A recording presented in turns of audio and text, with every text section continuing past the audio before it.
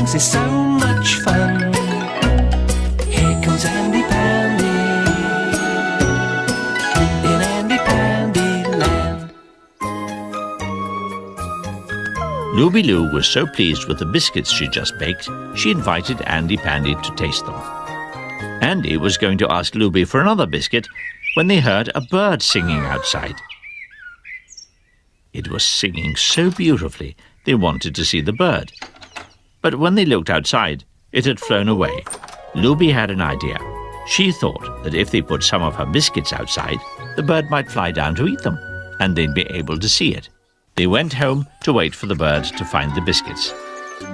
But Teddy had come out for a walk, and he found the biscuits. He was sure nobody would mind if he tried one, and he was sure nobody would mind if he tried the other one. Andy and Looby waited all morning and all afternoon, but the bird who'd sung so beautifully didn't come back. Teddy wondered where Andy and Looby had been all day.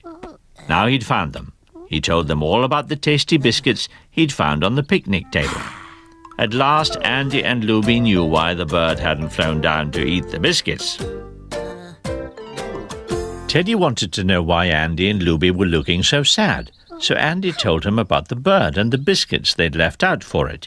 Teddy was sorry he'd eaten the biscuits, but they had been very tasty. Andy told Bilbo all about the bird and its beautiful song, and Bilbo said that if they got up as early in the morning as he did, they'd hear the beautiful singing of the dawn chorus when all the birds wake up and sing to each other. They all agreed they'd get up at dawn the very next day. The next morning, Looby Loo was still asleep when the sun came up, and Andy Pandy was still asleep, and Teddy was still asleep as well. Bilbo had been waiting for a very long time, but when Andy, Looby and Teddy finally arrived, Bilbo had to tell them that they'd slept so late that they'd missed the dawn chorus. He said that if they wanted to hear the dawn chorus next day, they should try an old trick he'd learned at sea. Before they went to bed, they must each tie one end of a very long string to one of their feet and hang the other end over the playground gate. Then at dawn, Bilbo would tug the strings to wake them all. Tiffo often liked to go for a stroll as soon as it was dark. And when he saw the strings, he thought they must be a toy, so he started to play with them.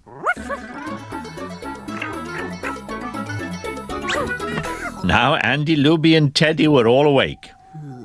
Tiffo had finished his game and gone home, so there was no one there to tell them it was still early in the night, and it would be many, many hours until dawn.